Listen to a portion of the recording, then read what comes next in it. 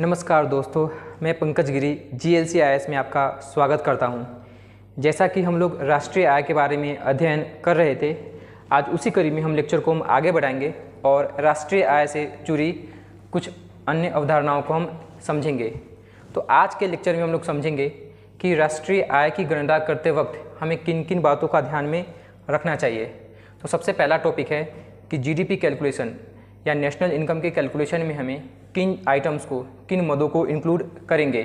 मतलब अगर हम GDP को कैलकुलेट कर रहे हैं तो किन वस्तुओं को हम GDP कैलकुलेशन में इंक्लूड करेंगे, पहले इसको समझेंगे और फिर ये समझेंगे कि GDP कैलकुलेशन में हम किन बातों को उसमें इंक्लूड नहीं करेंगे।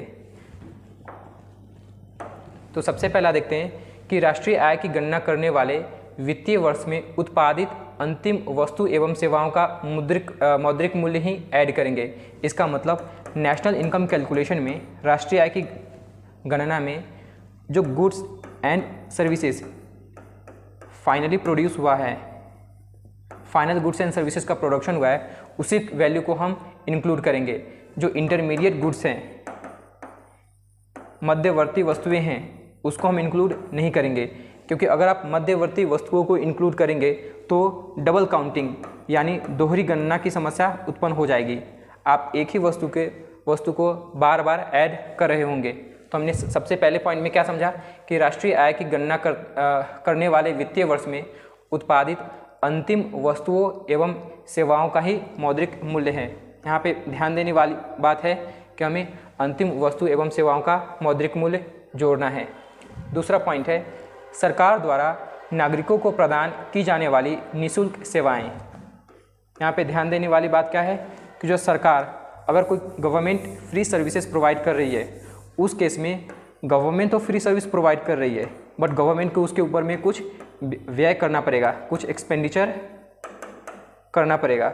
उस एक्सपेंडिचर को अपन GDP में ऐड करेंगे। मतलब राष्ट्रीय आय की गणना करते वक्त में सरकार के द्वारा जो भी सेवाएं प्रदान की गई है, अगर वो निःशुल्क है, तब भी सरकार के द्वारा उस निःशुल्क सेवा को प्रोवाइड करते वक्त जो व्यय किया गया है, उस व्यय को भी हम राष्ट्रीय आय की गणना में ऐड करेंगे। तीसरा, सैनिक एवं सुरक्षा सेवाओं पर किया गया व्यय।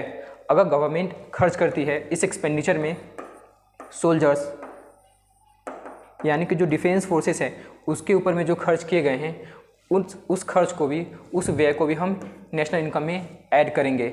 नेक्स्ट है कंपनियों द्वारा दिया जाने वाला लाभांश। तो जो कंपनीज़ है वो डिविडेंड प्रोवाइड करती है। इसका मतलब जो उनके शेयर होल्डर्स होते हैं, कंपनी के जो शेयर होल्डर्स होते हैं, उन शेयर होल्डर्स को अगर कंपनी डिविडेंड यानी लाभांश डिविडेंड प्रोवाइड करती है, उस केस में उस डिविडेंड को भी हम ऐड करेंगे, उस डिविडेंड को भी हम GDP में ऐड करेंगे। नेक्स्ट है भविष्य निधि कोष में मालिकों द्वारा किया गया अंशदान। जैसे अगर कोई ऐसा भविष्य निधि कोष है जैसे प्रोविडेंट फंड है, ठीक है, इसमें अगर कोई ओनर कंपनी उसमें हमारे सैलरी से कुछ अमाउंट उसके अंदर में डाल देती है, उस केस में उस अमाउंट को भी अपन नेशनल इनकम के कैलकुलेशन में ऐड करेंगे। क्योंकि अल्टीमेटली जो सर्विस जनरेट हुआ है, सपोज आपकी सैलरी 10,000 रुपये के बराबर की है, 10,000 की है, ठीक है, कायदे से 10,000 रुपये के बराबर की सेवा जनरेट हुई है।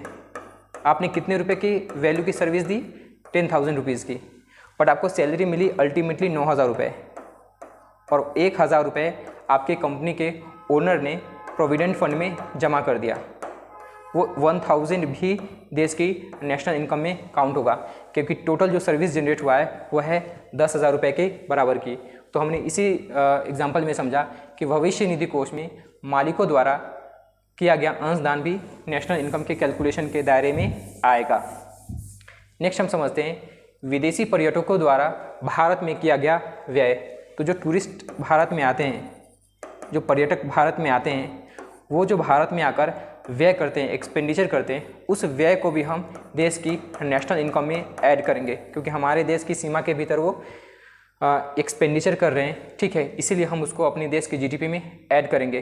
ध्यान देने वाली बात यह है कि अगर कोई इंडियन टूरिस्ट होता है, कोई इंडियन टूरिस्ट है, अगर वो USA जाता है और यूएसए में कुछ खर्च करता है, वहाँ पे व्यय करता है, एक्सपेंडिचर करता है, इस एक्सपेंडिचर को हम अपने देश की जीडीपी में ऐड नहीं करेंगे।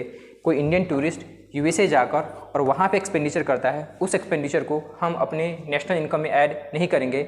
लेकिन कोई विदेशी टूरिस्ट भारत में आता है और वह भारत में आकर व्यय करता है, उस व्यय को हम राष्ट्रीय आय में ऐड करेंगे।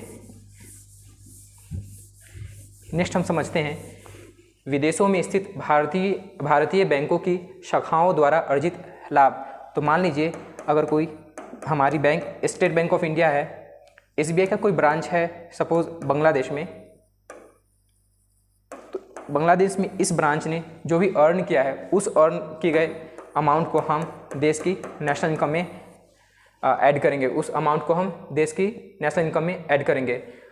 एग्जैक्टली आप सेम अपोजिट किसी विदेशी बैंक के द्वारा भी कह सकते हो कि कोई अगर विदेशी बैंक की कोई शाखा है जो भारत में कोई लाभ अर्जित करती है और वो अपने देश में जाकर वापस से उस लाभ को इन्वेस्ट करती है, उस लाभ को हम भारत के जीडीपी में ऐड या नेशनल इनकम में ऐड नहीं करेंगे। नेक्स्ट है उपयुक्त मध्यवर्ती वस्तुओं का स्टॉक। मध्यवर्ती वस्तुओं का स्टॉक तथा गणना वर्ष में उत्पादित परंतु उस वित्तीय वर्ष में ना बिका स्टॉक। इसका मतलब ये कहा गया है, दो बातें कही गई है कि एक इंटरमीडिएट गुड्स जो मध्यवर्ती वस्तुएं हैं, प्लस वो गुड्स जो उत्पादन जिसका प्रोडक्शन तो इसी वित्त वर्ष में हुआ है बट इस सेल नहीं हुआ है, और सेल नहीं हुआ है तो इसका भी स्टॉक में है, इसका भी स्टॉक में पड़ा हुआ है। इन दोनों वस्तुओं को भी हम जीडीपी में ऐड करेंगे। अभी आपने देखा कि मैंने पहले एग्जांपल में बताया कि जो इंटरमीडिएट गुड्स है उसको हमें ऐड नहीं करना है, बट इस एग्जांपल में इस पॉइंट में तो हमने ये लिखा है कि मध्यवर्ती वस्तुओं का स्टॉक इसको भी हमें जीडीपी में ऐड करना है। अब हमें इस बात को ध्यान से समझना है, यहाँ पे जो मध्यवर्ती वस्तु की बात की गई है वो इस साल के लिए फाइनल गुड्स है, वो इस वर्ष के लिए अंतिम वस्तु है। देखिए कोई भी फाइनेंशियल ईयर हमारे देश के अंदर में 1 अप्रैल से स्टार्ट होता है, हमने पहले भी देख चुके हैं, और ये ख़त्म होता है 31 मार्च को। ठीक है, इस अवधि के दौरान में किसी वस्तु का निर्माण हो सकता है। अगर किसी वस्तु का निर्माण हो रहा है यानी कि इस वस्तु का उत्पादन हो रहा है, इस उत्पादन प्रक्रिया में जरूरी नहीं है कि पूरा उत्पादन प्रक्रिया के चरण इसी वित्तीय वर्ष में कंप्लीट हो जाए। ये पॉसिबल है कि कोई वस्तु का उत्पादन दिसंबर में स्टार्ट हुआ हो और अगले साल मई में कंप्लीट हुआ हो। अगर दिसंबर में स्टार्ट हुआ है और फाइनल स्टेज मई में पहुंचा है, उस केस में हमारा बीच के जो चरण होंगे, स्टेजेज होंगे, अप्रैल 31 मार्च तक के तारीख की हम बात करें तो 31 मार्च को हो सकता है वस्तु का फाइनल प्रोडक्शन ना हुआ हो। तो 31 मार्च तक जिन वस्तुओं का निर्माण, मध्यवर्ती वस्तुओं का निर्माण हो चुका है, वो इस वित्तीय वर्ष तक फाइनल गुड्स हैं, यानी अंतिम वस्तु हैं। आप इस कंसेप्ट को समझ लीजिए पहले, अंतिम वस्तु है मतलब अगर किसी वस्तु का निर्माण हो रहा है, उत्पादन हो रहा है, उस वस्तु का उत्पादन अलग अलग चरण में हो रहा है, अलग अलग स्टेजेज में हो रहा है, उस केस में ये पॉसिबल है कि किसी एक फाइनेंशियल ईयर में, किसी एक वित्तीय वर्ष में इसका प्रोडक्शन कंप्लीट ना हो।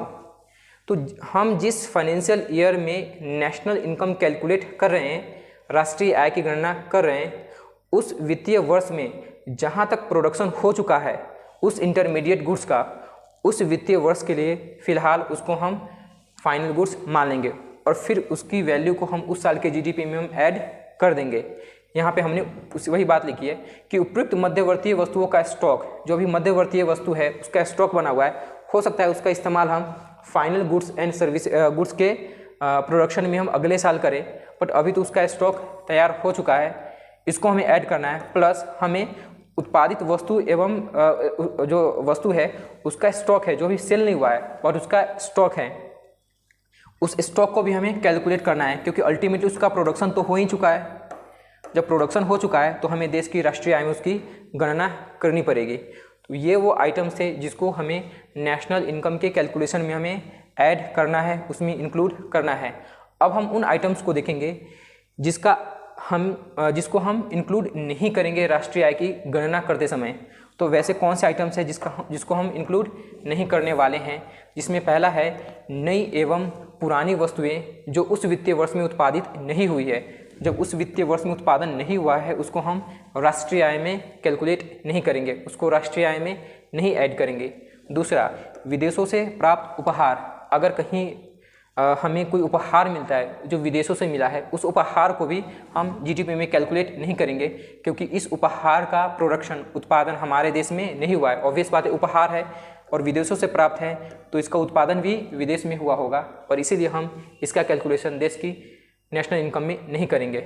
नेक्स्ट है वित्तीय सौदे, शेयर, ऋण पत्र आदि का क्रय विक्रय, चाहे ये शेयर या ऋण पत्र राष्ट्रीय आय के आकलन वाले वर्ष में ही निर्गमित क्यों ना हो। मतलब अगर आप इसी फाइनेंशियल ईयर में कोई शेयर का सेल एवं परचेज करते हो, इस सेल एंड परचेज को आप जीडीपी में कैलकुलेट नहीं करोगे, क्योंकि ये तरह का ट्रांसफ़र पेमेंट होता है।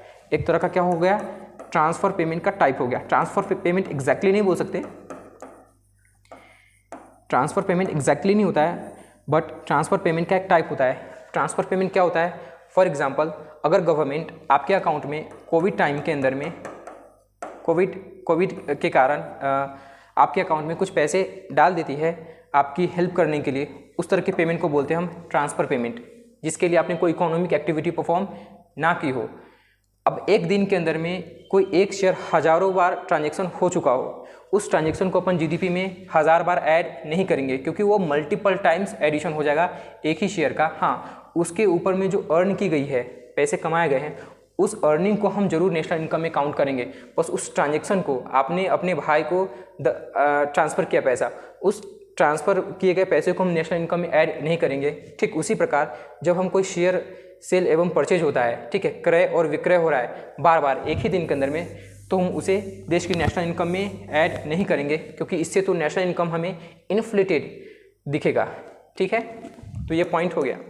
नेक्स्ट है एक गृहस्थ परिवार द्वारा अवकाश में अपने बागीचे में उत्पादित फल एवं सब्जियां। तो सपोज़ खासतौर पर ग्रामीण अर्थव्यवस्था में हम अक्सर देखते हैं कि गांव में वहाँ पे फल एवं सब्जियों का उत्पादन घर में ही अपने घर के बागीचे में कर लिया जाता है। उस केस में जो उसकी मौद्रिक मूल्य होगा, उसकी वैल्यू होगी, उसको हम जीडीपी में ऐड नहीं करेंगे। नेक्स्ट होगा किसी फर्म द्वारा रखे गए स्टॉक की कीमतों में वृद्धि। जो कोई फर्म है उसके द्वारा जो स्टॉक रखा गया है, उसके स्टॉक की कीमत में वृद्धि हो जाती है, रखे रखे उसकी कीमतों में वृद्धि हो जाती है समय के साथ, उस वृद्धि को हम जीडीपी में ऐड नहीं करेंगे या नेशनल इनकम में ऐड नहीं करेंगे। वस्तुओं एवं सेवाओं के उत्पादन में प्रयुक्त मध्यवर्ती वस्तुओं का मूल्य, हमने देखा था पहले भी कि जो मध्यवर्ती वस्तुएं होती हैं उनका हमें मूल्य ऐड नहीं करना होता है, क्योंकि अगर आप इंटरमीडिएट गुड्स की वैल्यू को ऐड करेंगे तो ये मल्टीपल एडिशन हो जाएगा, क्योंकि फाइनल गुड्स के अंदर में इंटरमीडिएट गुड्स की वैल्यू ऑलरेडी इंक्लूड हो चुकी है। किसी लॉटरी में जीता गया इनाम या धनराशि, उस धनराशि को, या लॉटरी में जीता गया है उस इनाम या धनराशि को हम नेशनल इनकम में ऐड नहीं करेंगे। भारत में विदेशी बैंकों द्वारा अर्जित लाभ हम पहले भी देख चुके हैं। वैज्ञानिक खोजों में प्रयोग की जाने वाली वस्तुएं, तो अगर कोई साइंटिस्ट है, वैज्ञानिक है और अपनी खोज के दौरान में बहुत सारे इनपुट्स का यूज करेगा, उस इनपुट्स को हम जीडीपी में ऐड नहीं करेंगे। हाँ, हमें ध्यान देने वाली बात यह है कि अगर वो फाइनल गुड्स का प्रोडक्शन करता है, इस प्रोडक्शन को हम जीडीपी में जरूर ऐड कर सकते हैं और करेंगे, बट हाँ उसके लिए जो इनपुट यूज़ किया गया है उसके खोज में, उसको हम जीडीपी में ऐड नहीं करेंगे। नेक्स्ट है सार्वजनिक क्षेत्र के उपक्रमों के विनिवेश से प्राप्त राशि। इसका मतलब, विनिवेश का मतलब होता है जब गवर्नमेंट, सरकार अपने पब्लिक सेक्टर अंडरटेकिंग्स का नाम सुना होगा, ये सरकारी कंपनियां होती है जिसका इसके ऊपर में 51% से ज़्यादा होल्डिंग गवर्नमेंट की होती है। अगर इस होल्डिंग को सरकार सेल करती है, अपने इस ओनरशिप को कम करती है, उस केस में जो सरकार के पास में राशि प्राप्त हुई है उस राशि को हम देश के जीडीपी में ऐड नहीं करेंगे या राष्ट्रीय आय में ऐड नहीं करेंगे। एक गृहस्थ द्वारा अपने घर पर किए जाने वाले कार्य या सेवाएं, तो हम या आप अपने घर में जो भी काम कर रहे हैं, जो सर्विसेज प्रोवाइड कर रहे हैं, लेकिन अपने घर के लिए, उसको भी देश की राष्ट्रीय आय में गणना नहीं करेंगे। भविष्य निधि कोष में स्वयं कर्मचारियों द्वारा किया गया अंशदान, मतलब आपने खुद से अपनी कोई सेविंग्स स्कीम के अंदर में आपने खुद से इन्वेस्ट किया है, उस इन्वेस्टमेंट को भी देश की जीडीपी में ऐड नहीं करेंगे। और नेक्स्ट है एक फर्म द्वारा दूसरी फर्म को दिया जाने वाला लाभांश, मतलब कोई एक कंपनी है किसी दूसरी कंपनी को डिविडेंड शेयर करती है उसको भी देश के जीडीपी में ऐड नहीं करेंगे, क्योंकि जो दूसरी कंपनियां हैं उनके द्वारा उस लाभांश का प्रयोग करके जो भी वस्तु एवं सेवा का प्रोडक्शन करेंगे उसमें वहाँ पे काउंटिंग हो जाएगी, इसीलिए हम यहाँ पे काउंट नहीं करें। वरना अगर हम यहाँ पे भी काउंट करते हैं लाभांश को फिर वहाँ भी काउंट करते हैं तो डबल काउंटिंग की समस्या उत्पन्न हो जाएगी। और नेक्स्ट है हस्तांतरण या भुगतान। हस्तांतरण भुगतान एवं प्राप्तियाँ जैसे वृद्धावस्था पेंशन, छात्रवृत्ति, बेरोजगारी भत्ता इत्यादि।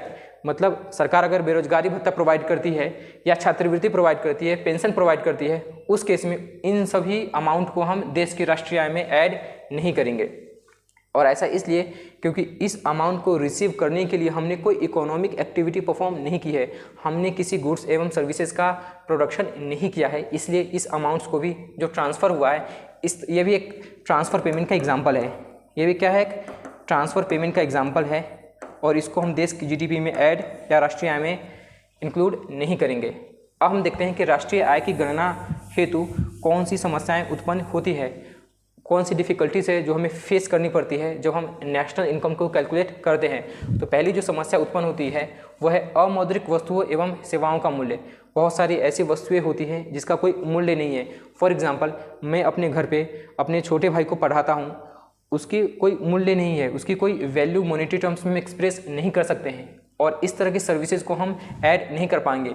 लेकिन अगर वही वो किसी ट्यूशन या किसी कोचिंग इंस्टीट्यूट में पढ़ाई करता है, उसी सर्विस के लिए हम उसके लिए जो पेमेंट करते हैं उसको नेशनल इनकम में ऐड करते हैं। तो पहला हो गया अमौद्रिक वस्तु एवं सेवाओं का मूल्य। दूसरा, दोहरी गणना एवं मध्यवर्ती वस्तुओं की मूल्य संबंधित समस्या है। जो सेकंड बड़ी प्रॉब्लम आती है जीडीपी कैलकुलेशन में या राष्ट्रीय आय की गणना में, वो है डबल काउंटिंग की। कई बार ऐसा हो सकता है कि हम वस्तु को फाइनल गुड्स समझकर उसको नेशनल इनकम में कैलकुलेट कर ले, जबकि वो इनपुट हो किसी दूसरे गुड्स का। इसका मतलब डबल काउंटिंग की समस्या हमेशा बनी रहती है नेशनल इनकम के कैलकुलेशन में। तीसरा है अपर्याप्त एवं अविश्वसनीय आंकड़े। जैसा कि आपको शायद पता होगा कि हमारे देश के अंदर में जो भी इकोनॉमिक एक्टिविटी हो रही है, इस इकोनॉमिक एक्टिविटी में 90% अनऑर्गेनाइज्ड सेक्टर में है। अनऑर्गेनाइज्ड यानी असंगठित क्षेत्र में है, असंगठित क्षेत्र में है। और जब असंगठित क्षेत्र में यानी इनफॉर्मल सेक्टर में, इसका मतलब यह है इन 90% इकोनॉमिक एक्टिविटी से संबंधित हमारे पास में डेटा या आंकड़े अवेलेबल नहीं होंगे। उस केस में जब हम राष्ट्रीय आय कैलकुलेट करते हैं तो जो हम अनुमान लगाते हैं वो हो सकता है अनुमान गलत हो, यानी अपर्याप्त या अविश्वसनीय आंकड़ों होने की स्थिति में राष्ट्रीय आय की गणना बहुत ही मुश्किल हो जाती है। हमें राष्ट्रीय आय की गणना में काफ़ी कठिनाइयों का सामना करना पड़ता है। नेक्स्ट है दोहरी गणना एवं मध्यवर्ती वस्तुओं की मूल्य से संबंधित, जो हम देख चुके हैं ऑलरेडी। स्टॉक के मूल्यांकन की समस्या कि अगर किसी वस्तु एवं सेवा का उत्पादन हुआ है तो जो खासतौर पे वस्तु गुड्स के जो प्रोडक्शन हुआ है, इसके स्टॉक्स कितने बचे हुए हैं, इसका मूल्यांकन करना भी बहुत मुश्किल होता है। ऑब्वियस बात है, जब हमारे देश के अंदर में 90% activity, economic activity informal sector में, अनऑर्गेनाइज सेक्टर में है, तो स्टॉक्स की भी समस्या का पता कर स्टॉक्स की भी समस्या उत्पन्न होगी। वहाँ पे स्टॉक्स की वैल्यू कितनी है यह पता लगा पाना भी मुश्किल होता है। नेक्स्ट है मूल्यह्रास के मूल्यांकन की समस्या। मूल्यह्रास हम देख चुके हैं, जब किसी गुड्स का हम प्रोडक्शन करते हैं, इस गुड्स के प्रोडक्शन के दौरान में जो फैक्टर्स ऑफ प्रोडक्शन हैं उसकी वैल्यू में कमी आती है, उसकी वैल्यू में कमी आती है। इस वैल्यू में अवमूल्यन को ही हम बोलते हैं मूल्यह्रास। अब ये मूल्यह्रास कितना हुआ है इसका कैलकुलेशन करना बहुत डिफ़िकल्ट होता है। ये मूल्यह्रास तो आपको पता होगा, जैसे कि हम शुद्ध राष्ट्रीय उत्पाद कैलकुलेट करते वक्त हम GNP में से मूल्यह्रास को माइनस करते हैं, अब ये मूल्यह्रास का कैलकुलेशन बहुत ही डिफ़िकल्ट हो जाता है हमारे देश के अंदर में, इसीलिए यहाँ पे शुद्ध राष्ट्रीय उत्पाद की कैलकुलेशन भी मुश्किल हो जाती है। और लास्ट है कालाधन। कालाधन हमारे देश के अंदर में एक बहुत बड़ी समस्या है, जहाँ पे कालाधन का मतलब है कि आप हमारे देश के अंदर में इनकम का वो पोर्शन जिसकी इन्फॉर्मेशन भारत सरकार के पास नहीं है। उस केस में इस कालाधन की हेल्प से जो भी वस्तु एवं सेवा का निर्माण हो रहा है, वो सामान्य तौर पे टैक्स के परे होता है और इस वस्तु एवं सेवा के मूल्य को पता कर पाना बेहद मुश्किल होता है। तो ये सारी समस्याएं हैं जो राष्ट्रीय आय की कैलकुलेशन में आती हैं। तो आज के लेक्चर में हम सिर्फ इतना ही समझेंगे। अगले क्लास में हम लोग हरित लेखांकन यानी ग्रीन अकाउंटिंग के बारे में पढ़ेंगे। आज के लिए सिर्फ इतना ही। GLCIS के यूट्यूब चैनल के ऊपर में जो भी लेक्चर्स अपलोड होते हैं उसके PDF को रिसीव करने के लिए आप GLCIS के एप्लीकेशन को प्ले स्टोर से डाउनलोड कर सकते हैं। आज के लिए सिर्फ इतना ही। Thank you.